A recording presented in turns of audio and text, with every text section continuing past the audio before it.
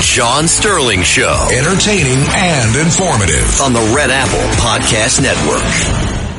Hi, thank you, sir. Boy, I held that note a long time. I got tired just hearing me hold that note. We welcome you. We're on 4 to 5 every Saturday afternoon. John Sterling here, along with Jonas Jackson and Eric Williams behind the glass. And the executive producer of this mess is Rich Rattobali. I was going to do the Ted Williams story, did the DiMaggio story last week. But I have to comment on the Knicks firing Tom Thibodeau. I mean, it's unreal. Now, it's not alone. Memphis fired Taylor Jenkins, who was doing a terrific job.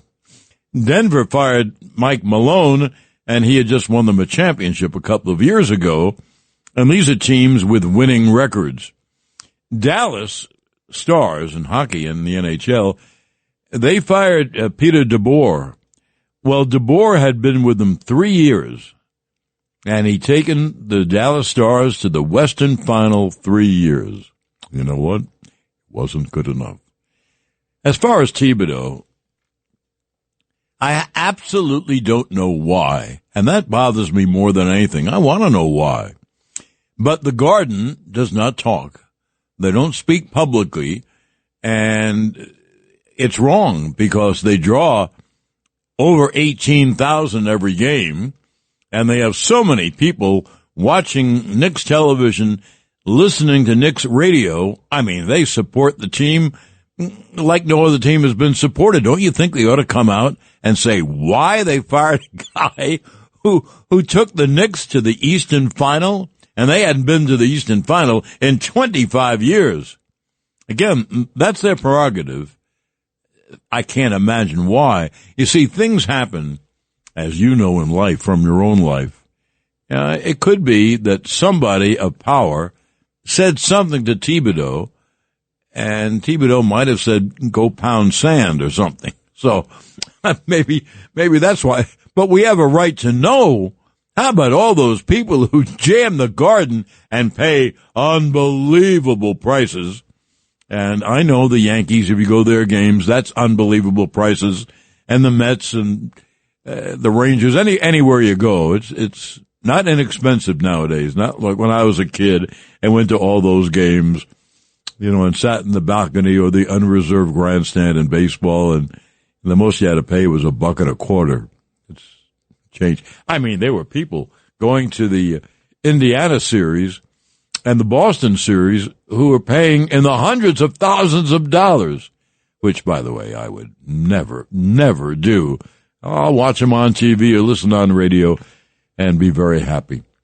The Ted Williams thing was brought up because in the newspapers today they were talking about Judge and can he hit 400? I don't think so. I don't think anyone can. There are a lot of reasons for it. One is the pitching. Never before have the major leagues had so many pitchers who throw so hard, and they don't pitch the complete game, which is a big thing. They pitch 5 innings or 6 innings, and then they go inning at a time with guys who can throw unbelievably. A long time ago, maybe 10 years, the catcher from Baltimore, Matt Wieters, was asked about how tough hitting is. And he said, well, in the old days, you took a lot of pitches and you try to get the starter out of the game. He said, now you get the starter out of the game, every guy who comes in is throwing 95 with a hook.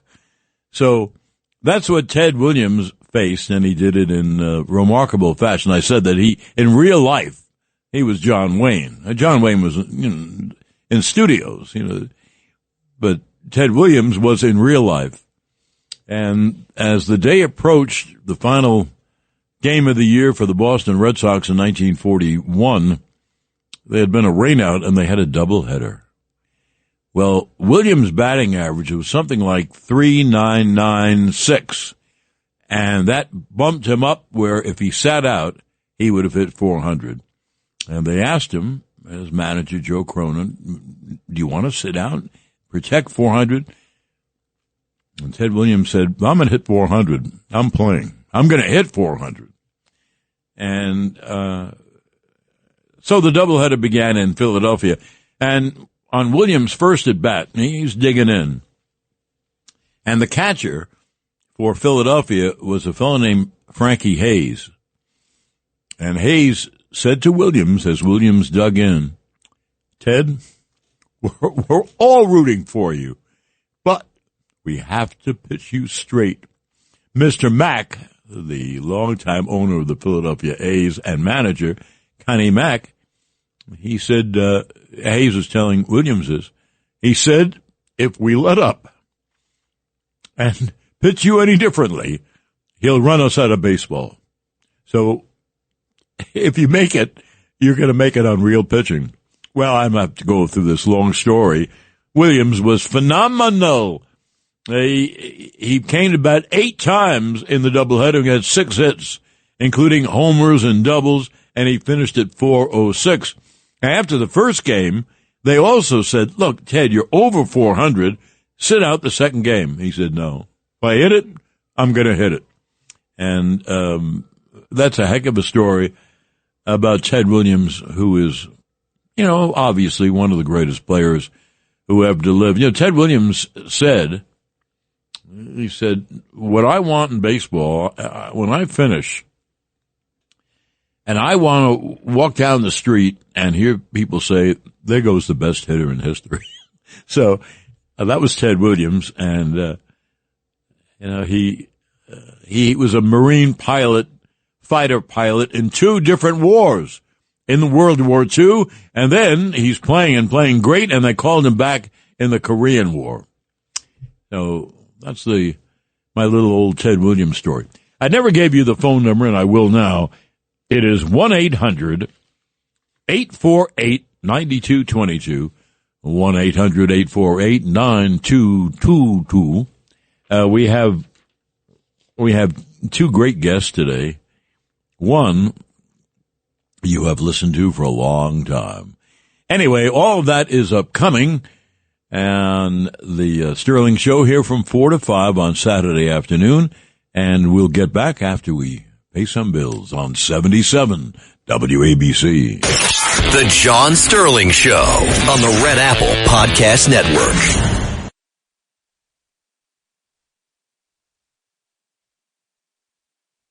The John Sterling Show. Entertaining and informative. On the Red Apple Podcast Network.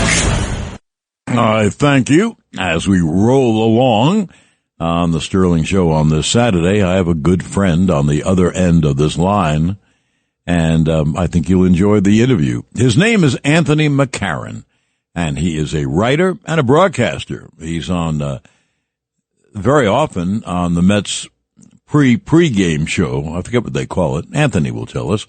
And he writes great, and he's written for all the newspapers. So, as they say, without further ado, because I didn't bring my adieu with me, here is Anthony McCarron. Hello, Anthony. How are you? I'm good, John. How you doing? I am very good. What do they call the show that you're on, I see all the time on the Mets? Oh, Baseball Night in New York. Yeah, I'll come up with that again. Baseball Night in New York. Or BNNY for short. Yeah. Anthony, let's begin talking a little Mets. Interestingly, here at the very beginning of June, I think there are 5 teams who have, basically the same record. The Yankees, Detroit in the American League, and the Mets, and the Dodgers and the Cubs in the National League. And I think it's very good for baseball. I figure this summer is going to be great because both the Yankees and Mets are in first place right now, but they'll be fighting for the Mets. Have the Mets surprised you at all with where they are, how they're playing?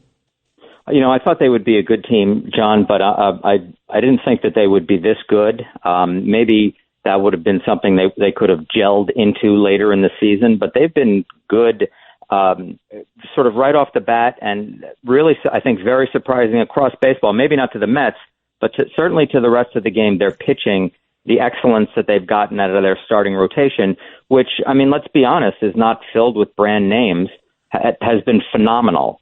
They've got the best rotation ERA. They've got the best overall ERA in baseball, and I think that that's something that has been a bit of a surprise. And to be honest with you, John, if they can pitch this way the rest of the year, I think they got more coming on the offensive side, and I think that makes them really scary. Boy, do I agree with you. And, Senga is obviously a terrific pitcher, and people knew it. They didn't know how Clay Holmes will be as a starter, or Right. David Peterson, or McGill. Canning, I think, has been the greatest surprise. And in the first game that he pitched, Paul Blackburn pitched very well. Isn't that amazing? As you said, they aren't brand names, household names, but, if they pitch and get guys out, that's all you want, right? And you're right about Canning especially, too, because I think he had the worst ERA in the American League last year with the Angels. I mean, the Braves had him before the Mets got him in the offseason, and they non-tendered him. So here was a guy who was sort of, at pitching's wit's end, right? And now he has a 2.90 ERA. It's a surprise when he doesn't pitch really well. So he's been a good find for them. And the Mets, to their credit, have, discovered is not the right word, but have maybe made something out of guys who are underthought of throughout the rest of the game in kind of the David Stearns era, which, maybe means you don't have to sign the winter's big free agent pitcher to be a really good pitching team. Well, I think it's amazing. They've certainly amazed me, along with the rest of baseball. And I mentioned that Blackburn pitched one game. Are they going, Anthony, are they going to go with 6 starting pitchers? I think that's they're in a stretch right now, and I don't recall exactly what it is in terms of games in a row where they could use a 6th starter. They like to keep Senga on kind of a schedule like that as well, because he seems to do better when that's the case. So, yeah, I mean, I think there's another start for Paul Blackburn. And look, Sean Manaea, who was, probably their best pitcher all of last season when he was a revelation. He was last year's revelation for them. He's going to be, he just had a rehab start last night. He's coming back from injury. He hasn't pitched in the majors this year yet. So they do have even more pitching potentially coming, and these are all really good problems to have when you have to figure out if Paul, where does Paul Blackburn fit in? He just threw 5 scoreless innings against the Dodgers. That's pretty good. And looked great doing it. As Joe Torre would say, because he was given this problem many times with the Yankees, he said, it will figure itself out. And as you know, exactly. Nowadays, people get hurt every other day. And so it's a good thing to have 7 starting pitches when Manaea is ready, and then you make your choices. One right, other thing about the Mets, you mentioned, I agree with you, that their hitting is going to come around. Actually, they get base hits, but they don't get base hits with men on base. And I just figure that Lindor, Soto, Alonso, who has been great, and then the young guys, Beatty and Vientos and Alvarez, I think they'll start hitting, and you'll see the Mets score a lot more runs in the second half. Yeah, I agree, John. They're kind of a little bit above league average in runs per game right now, and they're 27th in average with runners in scoring position. I mean, the only teams they're better than are 3 of the worst teams in baseball: the Rockies, the White Sox, and Orioles, in terms of batting average with runners in scoring position. I know it's been something that has really frustrated Met fans this season. I mean, Pete Alonso is basically the only guy who's really mauling the ball with runners in scoring position. So once that, that's one of those stats to me that kind of, evens itself out a little bit. And once that happens, I mean, how are you going to stop that lineup? I mean, I think it's a little weak, as a lot of lineups are after you get past, the 4th, 5th, into those spots, 6, 7, 8. It's obviously not as strong, but I do think that they can get a lot done offensively. They're getting traffic. They're just not getting it in with scoring position. And yet they're still 40 and 24. Oh, absolutely. But as we said at the beginning, the odd thing is they're doing it with pitching that you didn't really know about outside of Senga or Manaea if he comes back. Peter, Anthony, let's talk about Peter Alonso. He leads the major leagues in RBIs. And, I watch, because I have the ability, the time, I watch everything. And, man, he is good. And look what it took for them to sign him. They didn't really want to sign him. I would think it'll be different next year, but because he's going to be a free agent. But talk about Alonso and how great he's been. Well, it's really been remarkable the season he's had. I mean, this is I've been calling it amateur psychology, John, because you look at his last season, his season last year, and it was fine. It wasn't as great as Alonso's capable of, obviously. Could you extrapolate that, into the fact that he knew he was playing for his big free agent payday? Maybe. This year he looks completely different, though. He appears to be more relaxed, and maybe that's because, he already went through that. He knows how to deal with it. I mean, he has an opt-out in this contract after the season. He seems to be setting up his future quite nicely with the way he's pounding the ball. Look, he's got, obviously, that we've always thought of him as a slugger. He's got a lot of doubles this year, in addition to hitting the home runs. I thought Friday night, in their victory, in the Mets' victory over Colorado, he had this incredible game where he had a go-ahead two-run double. Then he made a great throw to the plate from first base to get a guy at the plate. That's been a problem for Pete, throwing the ball as a fielder in the past, and he made a really good play last night. And then he had a great slide to score a key run late in the game as well. And it was sort of all on display what he could do. I'm not saying that he's, the greatest all-around player in baseball. He's mostly a slugger. He can do other things too, and he's really taken advantage of this. And in a year when the Mets aren't getting a lot done with runners in scoring position, he is driving the offense. Well, when you look at a team with Francisco Lindor, who I think is utterly fabulous, steal bases, play shortstop great, hit for average and hit home runs. A little guy like that hits home runs. And Soto, and yet who's been the big hitter on the team? Alonso. Right. And Lindor's gotten plenty done too, John. There's a great stat about him where the Mets have won each of the last 27 games that he's hit a home run in, which is too shy from the Major League Baseball record, which is 29, and it was Carl Furillo, the old Brooklyn Dodger, who he holds the record. But so Lindor can kind of drive the offense too. He hasn't done it, to me anyway, at a high level as Alonso has done this year. But he does. He has moments like he missed a game earlier this week because he's got a broken pinky toe, and then last night he has a huge pinch hit double. And those are the kind of moments, John, that make you think about what the year could be for the Mets. And I think they're talented enough, where they're going to be in the mix for what could be something special. Oh, I couldn't agree more. And I think their batting order is very deep because I see in some guys, Alvarez, who I think has great power, not hitting at all. Beatty has come back from the minor leagues and is hitting. They just have a terrific lineup. And it doesn't surprise me they're in first.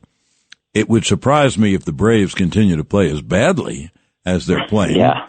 And that would surprise me. And the Phillies have been, I'd say, a hot and cold team.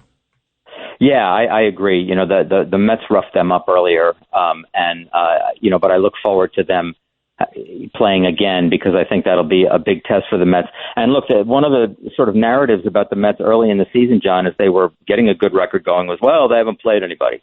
And then they proceeded to play a bunch of good teams and they beat the Cubs in a series. They've won the season series from the Dodgers. So they are equipped to take on this. It's an incredibly rugged division, even with the Braves sort of listing right now. Washington, to me, will be, I don't know if this year is a possibility for them, but they're going to be a factor at some point with all the young talent that they have. They do indeed. Yeah, James Wood is fabulous, and he's going to be a big star in this game. I don't know if they can make much noise this year, but we'll see. But yeah, the East should be plenty entertaining going down the line here. Yeah, and also it's pretty good that both New York teams are in first place, and they have the talent to at least play for first place all year long. Also, the Mets pitching coach, Jeremy Hafner, he's in for a big raise. So. Yes, I agree. And to me, this is something, what he has accomplished as the Mets pitching coach is something special. And part of it is, I don't have it off the top of my head, John, but I think he has been the pitching coach through like 3 GM regimes and for 2 different owners. And in a sport where a lot of times when there's big changes in the front office, that means that those, the new folks are bringing in, quote, their guys. This guy has proven himself to be valuable enough to stick around, and he's clearly one of the big driving forces behind a Mets pitching staff that has been phenomenal. Well, we've just made Jeremy Hafner a lot of money, and and this winter, Pete Alonso is going to do very, very well. I don't know if he'll be back with the Mets. He can opt out of his contract. Is that it? Yes. Yeah. Well, I think he's going to get a lot of offers. So. Yeah. I mean, it would be, look, he would be a great lifetime Met, John. He really would, because I think the fan base has embraced him since he's come back, and, his big playoffs last year, the big home run against the Brewers, all that sort of stuff. So it would be great if he were to be in town for the remainder of his career. Well, they'll have a chance to bid on him, that's for sure. Yes, right. That's for sure. Anthony, thank you. Anthony's wife, his lovely, darling wife, is Judy Batista, and you see her all the time on the NFL channel, and she's also going to be on this show. And the good news, Anthony, she's going to get paid exactly what you got paid. Pretty good, eh? Oh, yeah. All right, Anthony, I thank you, sir. I get the boys together and we'll have dinner again. Okay? Oh, I love it. Great to be with you, John. Thank you. Thank you, Anthony, for being on. I'm going to it's unfair for people to call and not get on. Here is Reggie in New Jersey. Hello, Reggie. Hello, John. Hello. I was hedging my bets on the Mets, but then when they played the Yankees and they lost 2 out of 3, I just said, there's one team that they can't beat, and that's the Yankees. But that's World Series. But that's baseball. Everybody loses games. In fact, if you want to, are you a Mets fan? Yes, I am. Well, you should hope they lose 60 games this year. You know why? They lose 60 games, they're going to win 102. So that's baseball is different than the other sports. You play so many games. The White Sox win their games every now and then. Even Colorado wins their games every now and then. So I appreciate it. Thank you, Reggie. Here is Joan in Manhattan. Hello, Joan. Oh, hi, John. I was wondering what you think about this. Before the Subway series, I heard a woman journalist. She was a print journalist. I wish I could remember her name, but I don't.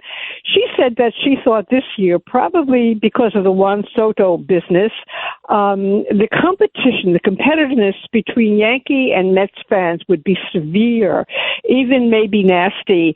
And she said it would be worse than 2005. Now, I don't know what she was referring to about 2005. I haven't been following baseball that long. But what do you think about that, about competitiveness between the fans being worse than ever and continuing beyond the Subway series into now? And is it usual? It seems strange to me, I don't know, maybe it's usual, that the games seem to be scheduled like the Yankees play the Rockies and a week later the Mets play the Rockies. No, that's not the way it's done. The only thing you can be sure of in schedules, when the Yankees and Boston play, it'll be a weekend.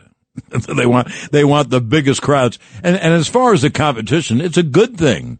And you know why it's heightened this year? Because they're both in first place. And if they stay there, we're going to have a great summer of baseball. Really. The phone number, 1-800-848-9222. My special guest is coming up in a few minutes, and I will tell you this, you already love her, and so do I. So we'll get back with more on 77 WABC. The John Sterling Show on the Red Apple Podcast Network.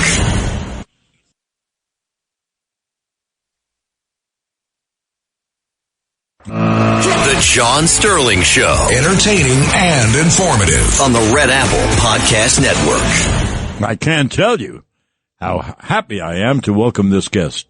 Her name is Susan Waldman. She's been on the Yankee games for the past 20 years. And well before that, she was the Yankee voice as the beat reporter for radio.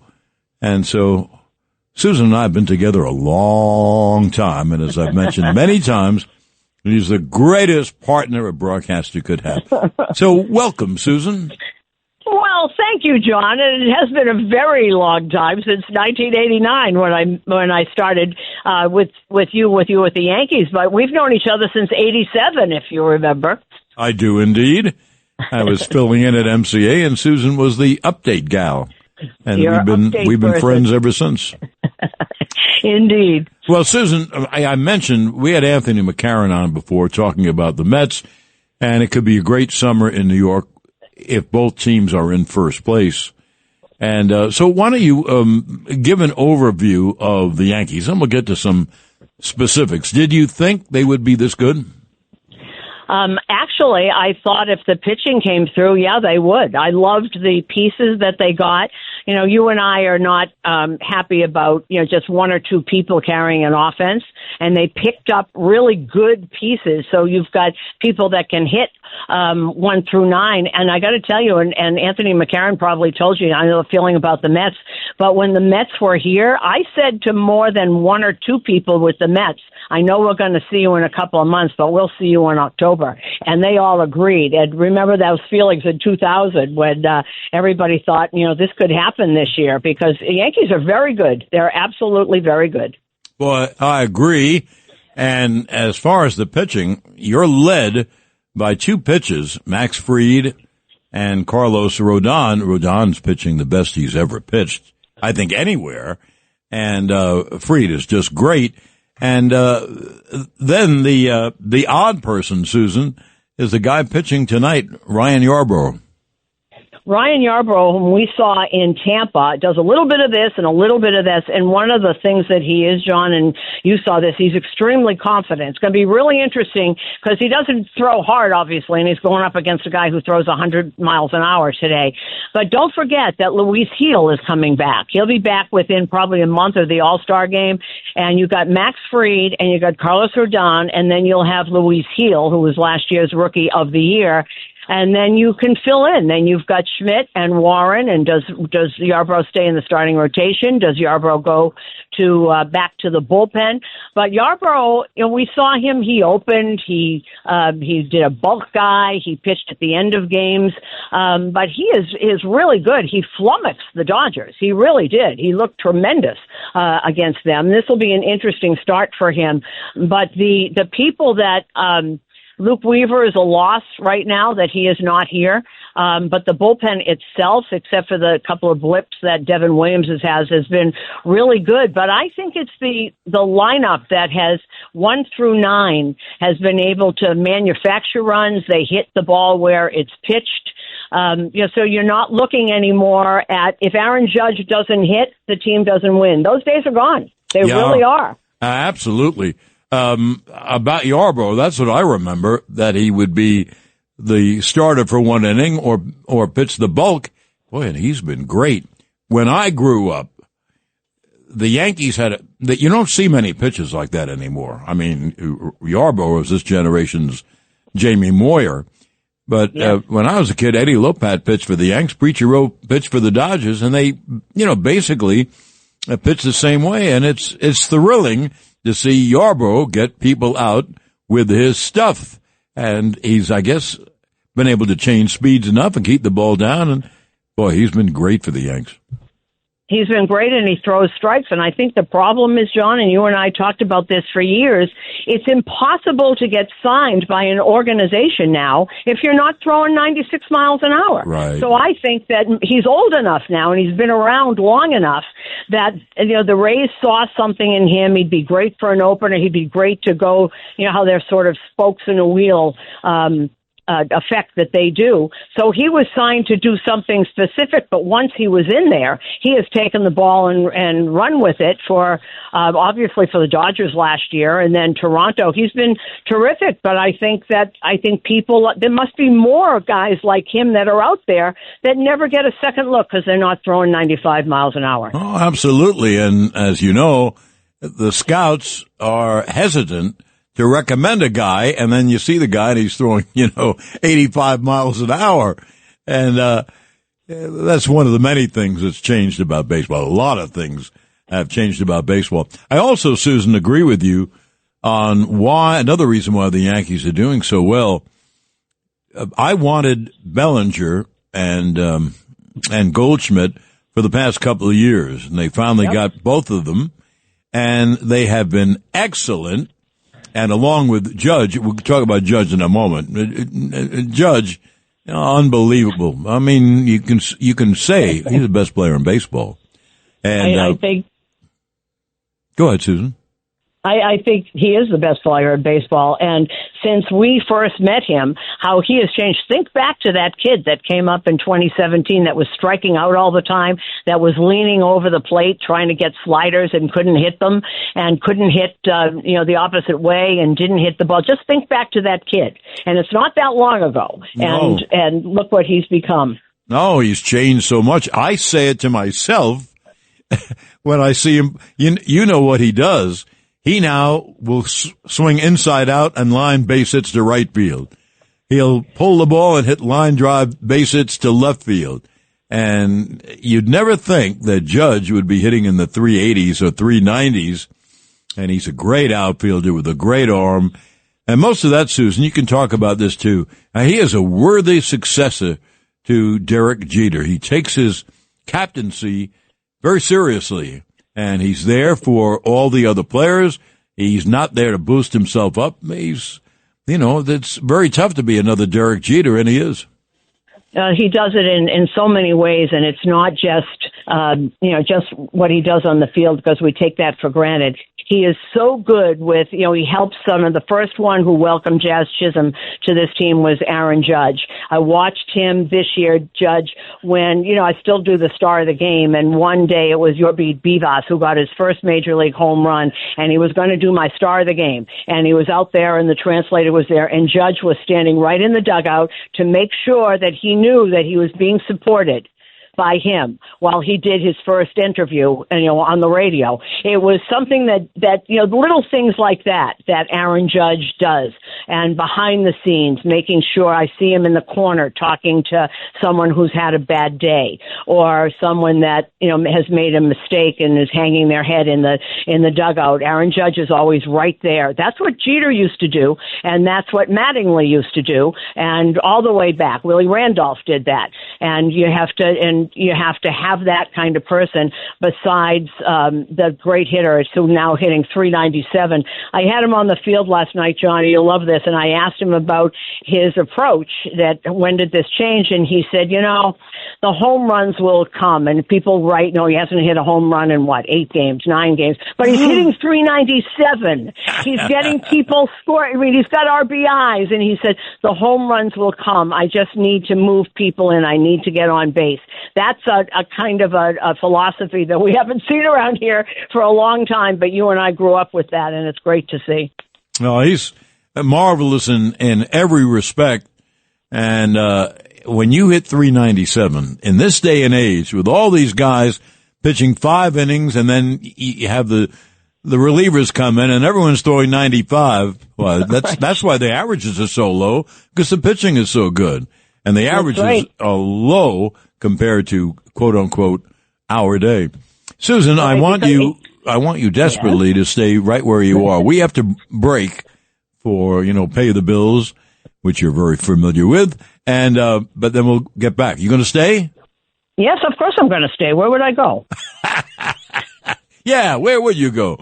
So we'll get back with Susan Waldman in just a moment or so. Pay a few bills here at 77 WABC. The John Sterling Show on the Red Apple Podcast Network.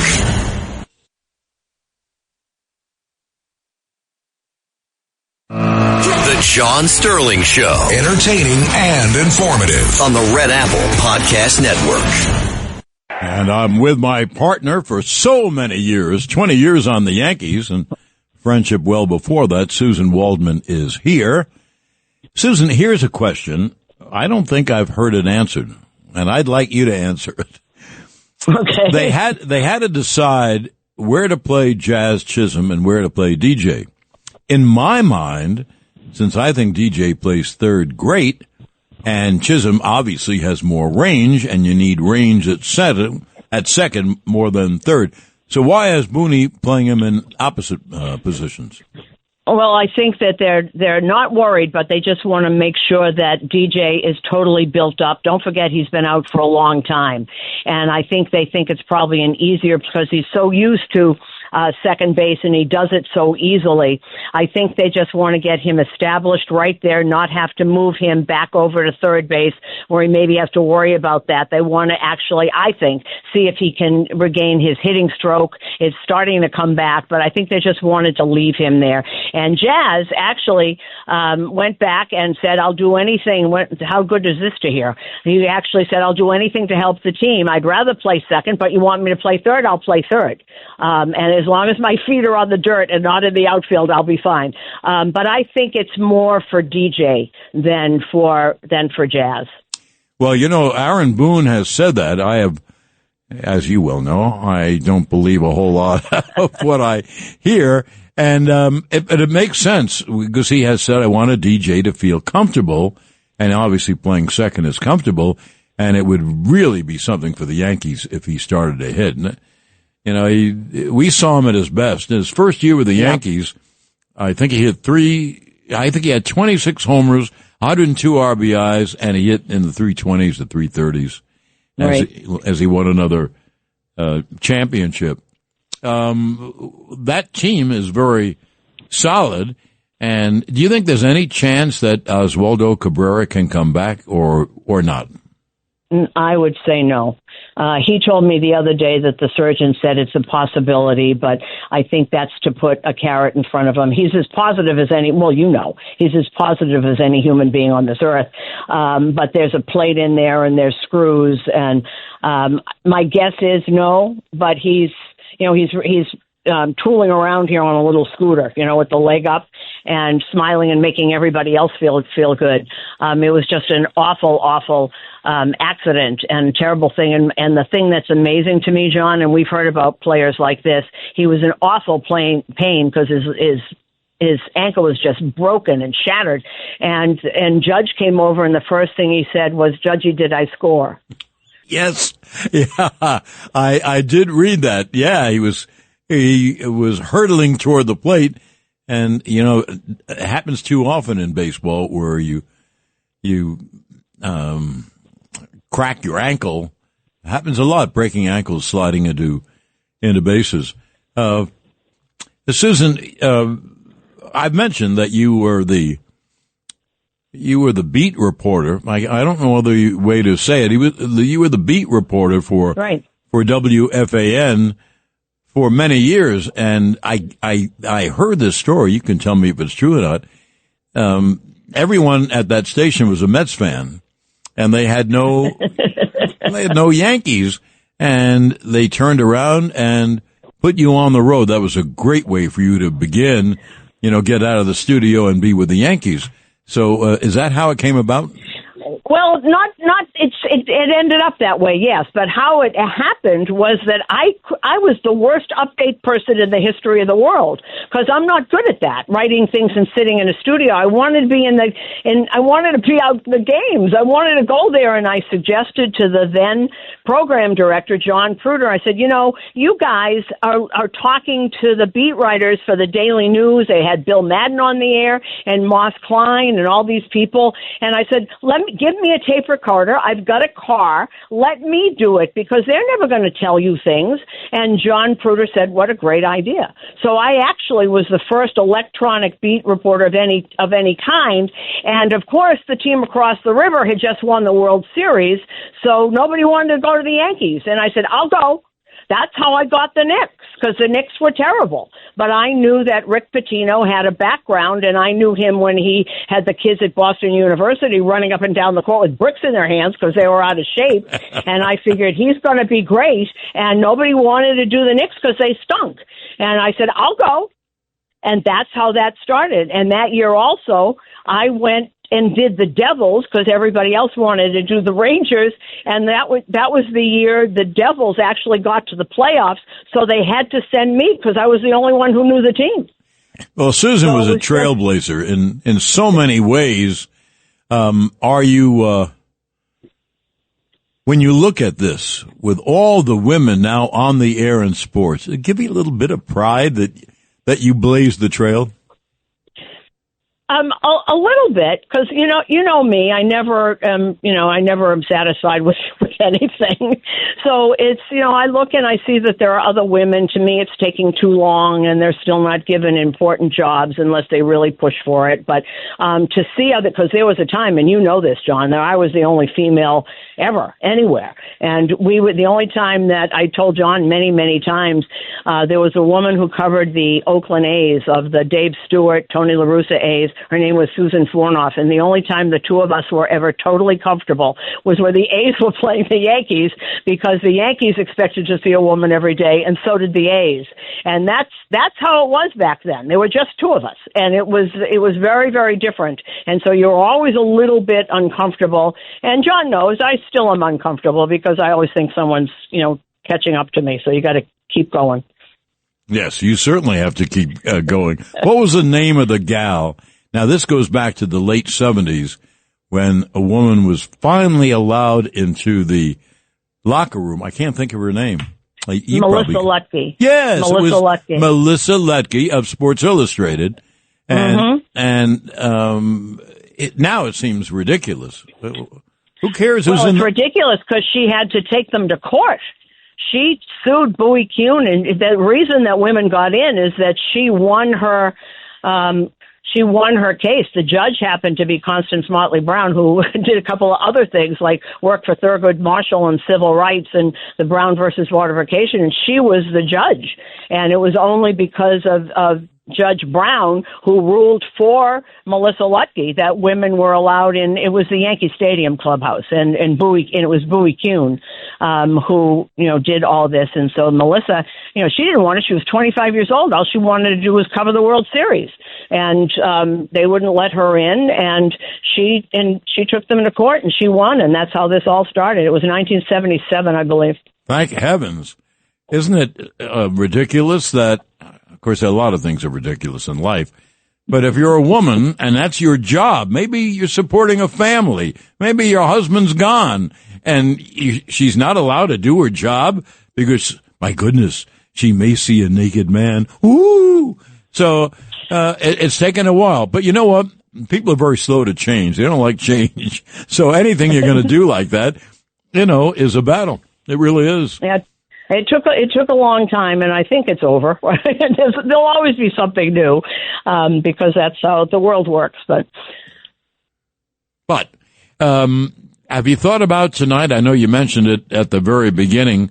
It's one of the most classic, different pitching duels. First of all, the Yankees and Red Sox mean a full house. And as I look outside, it has stopped raining, and it's getting kind of clear. So there's going to be baseball. Beautiful out. Yeah. Yes, there is. And Danny Cunningham is just having the tarp is just being rolled up, and they have taken it off, and the sun is shining brightly.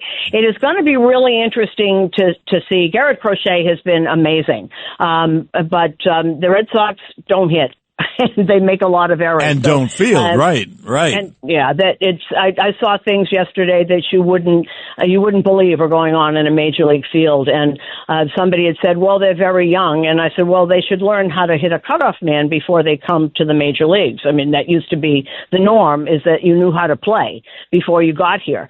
And there's the defensive miscues on this team are just unfathomable, and for no reason. And it's just amazing. It's like the Keystone Cops.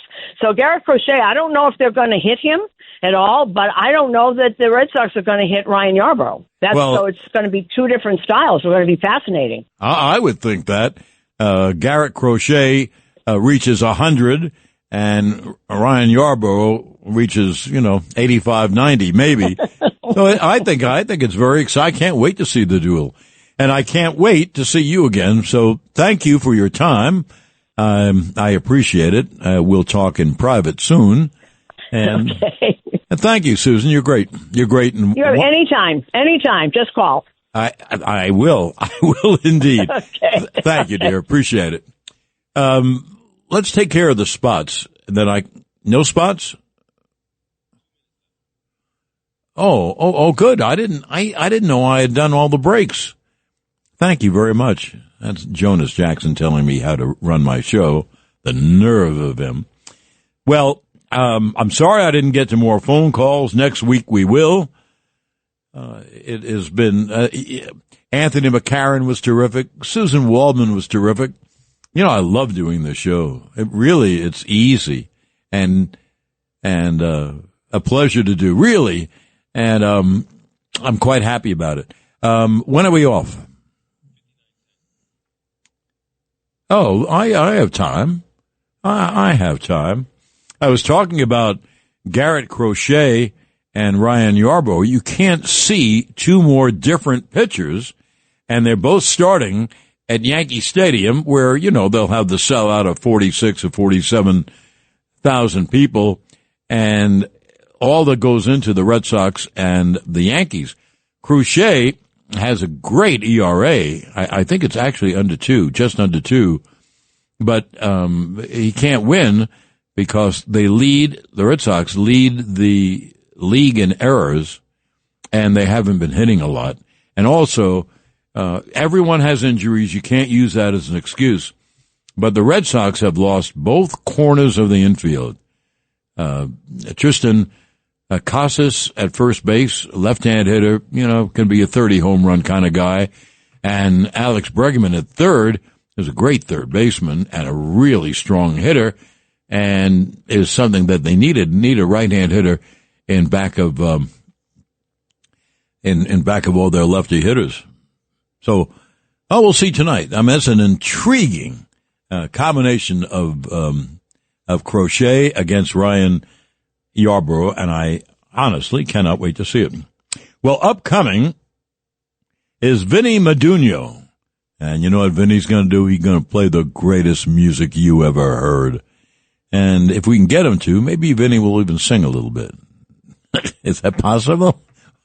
I know I would, because I'm a terrible ham and a terrible singer. So I thank you. We'll see you next week at 4. My thanks to Jonas Jackson, Eric Williams, and Rich Rottabali. And thank you for listening.